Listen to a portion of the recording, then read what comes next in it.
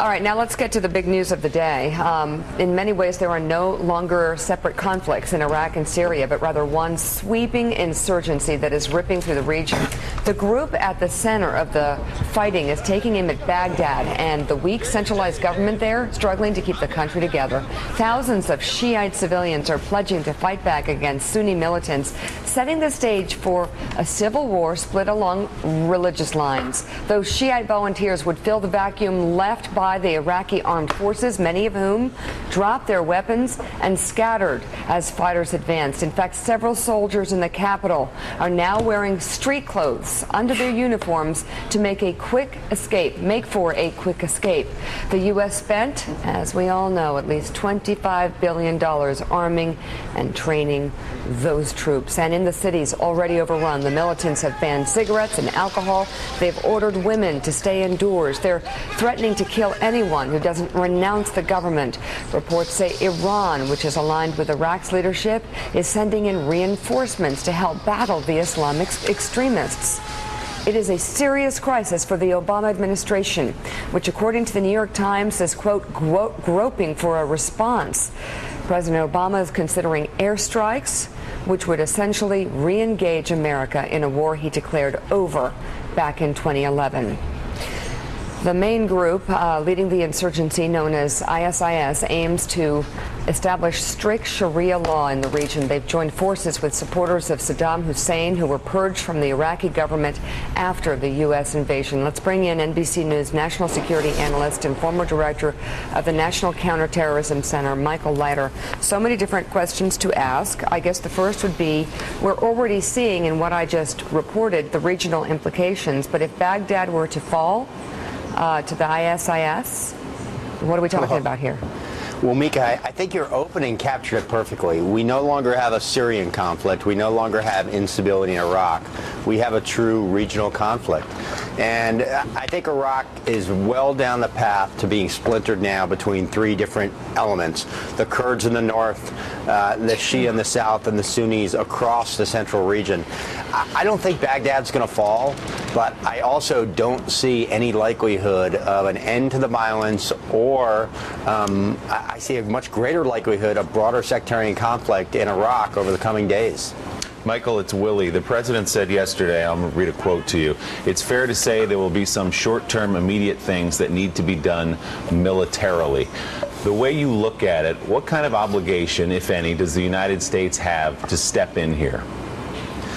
Well, Willie, I think some of that obligation disappeared when the Iraqis resisted our continued presence in 2011, although, frankly, I think we could have done a lot more to force a presence, and that would have helped. But we still have an obligation to our own continued national security, and that obligation requires us, in this case, to push back against ISIS and, frankly, to do more in Syria. If we think about this as securing Iraq, I think we're missing the picture. This is really still about securing the United States, securing our allies in Jordan and Israel. It's now spread to two countries. This conflagration really can be broader before it narrows if we don't get more involved. So what does that look like in your eyes, Michael? Are we talking about airstrikes? Are we talking about drones? Are there special forces that go in? When you say push back, what does that mean exactly? The first thing we have to do is absolutely demand that Prime Minister Maliki makes it a more inclusive government, because absent that, we will have a splintering of the country, and we can't do anything from the air that will support them. We need the Iraqi military to reconstitute in the areas it is, and then I think military strikes from the air to support that force on the ground are probably what we're moving towards. That's really unattractive. There's nothing good about that. I was a former naval aviator. Airstrikes don't solve the problem instantly, but we have to bolster what is left of those Iraqi security forces before the country really falls apart completely. Michael, this is Michael Steele.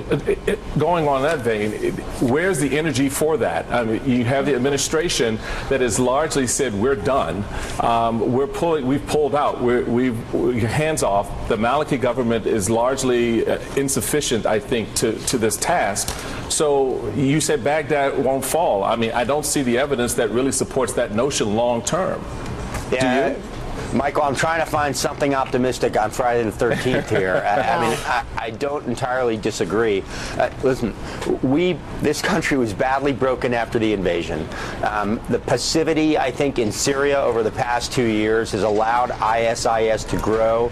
This may have been a tactical surprise that ISIS advanced in the ways it did, but it's not a strategic surprise. This is, in fact, exactly the regional instability, both in Iraq and Syria and Jordan, that those of us who watch this, as you guys know, this is what we've been saying could happen. So we shouldn't be terribly surprised by this. And we're in the middle of a very bad situation, and our choices have only gotten worse over the past 2 years. I'm going to get to a soundbite from Mitt Romney, who spoke out. But John Heilman, does this raise questions about how we withdrew, when we withdrew, if we should have withdrawn?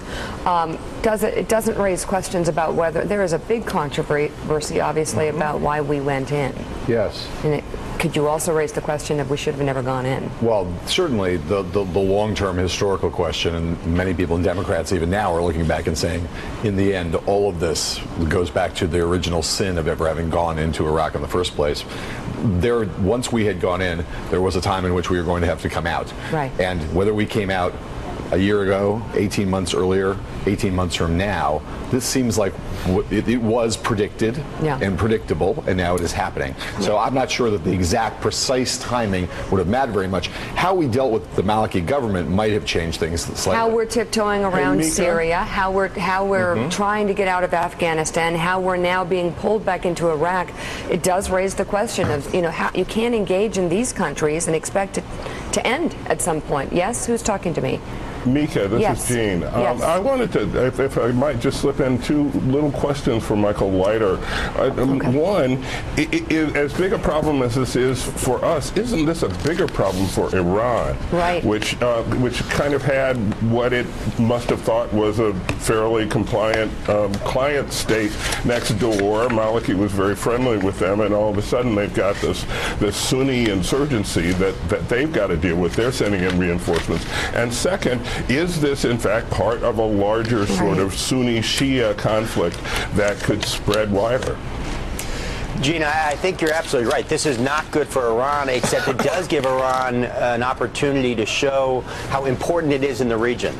And I think it's very hard to know exactly what they're doing now, but they've had a significant presence in Iraq.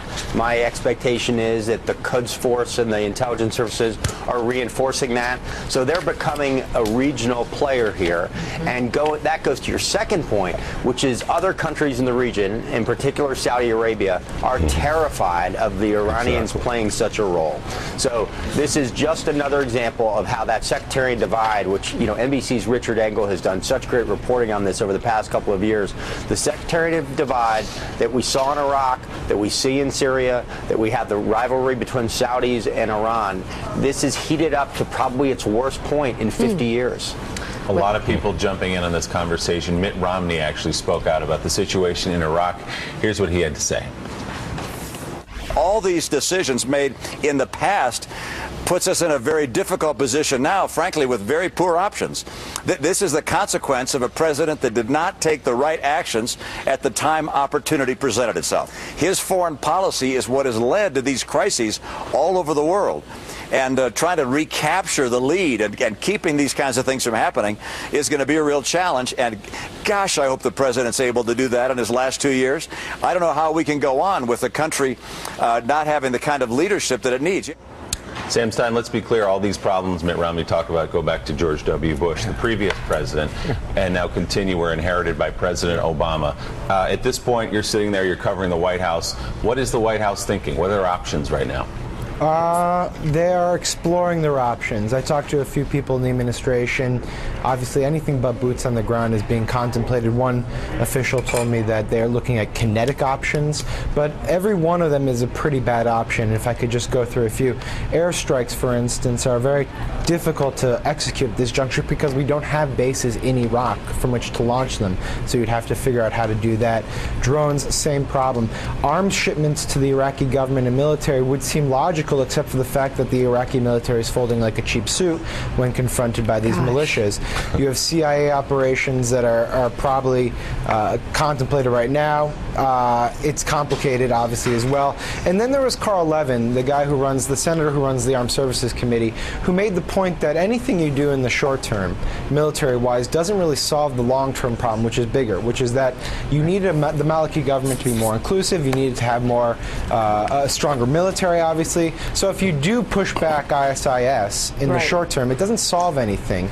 You have to couple that with long-term reforms, and it's to be seen whether you can get that in the near term with the Maliki government. More in the show exactly how this impacts us in the long run and the men and women we are sending to these places to fight. John Heilman, if some critics of the administration, who will be on the show today, had their way, we'd be in Libya, Syria, Afghanistan, Iraq, and butting heads with Iran. Do we want that? Yes. Well, because that's the option, right? If I mean, the choices are not good, and the choices were made for this administration. Yes. Well, and the truth is that anybody who wishes from that ugly Chinese menu to engage in more military intervention in those places, and if you don't have members who are there, I don't think I want to hear from you. Has to contend with the fact that the broad American public has no appetite for any of those things on that Chinese menu or any combination of them. And so, Michael, I want to ask you a question about this, right? Because we just heard Mitt Romney from the cheap seats, although the seats in Park City, Utah are not that cheap. But from the cheap seats, making his critique of President Obama. But he's out there right now with a bunch of Republicans talking about the future of the Republican Party. This debate about foreign policy is now going to become a central debate in the Republican Party going forward as it chooses its nominee in 2016. So outline what that debate looks like. What are the factions within the party? Who has the upper hand? Neocons, isolationists. Talk about that a little bit. I think the neocons have the upper hand on the rhetoric for sure. I mean, they have the whole bellwether of support around them from the Wall Street Journal and others that will further the argument that we left too soon. We should re-engage. Now, they're going to be very careful to tiptoe around the idea of boots on the ground, but they have that upper hand. The libertarian wing, which is actually not as isolationist as a lot of people like to paint it, would rather engage more systematically, looking at that Chinese menu and saying, what is our core strategic interest? And that's where we need to play. Yeah. So that battle is going to play itself broadly. You know what the problem is? At the end of the day, neither the Bush administration nor this administration answered one fundamental question: what does Iraq look like when we leave? Well, the same it is true looks of Afghanistan, like this, apparently. And this is what it looks like, folks. This is when you don't answer that question on the front end. This is what it looks like on the back end. All right, we are going to come back to this a lot throughout the show.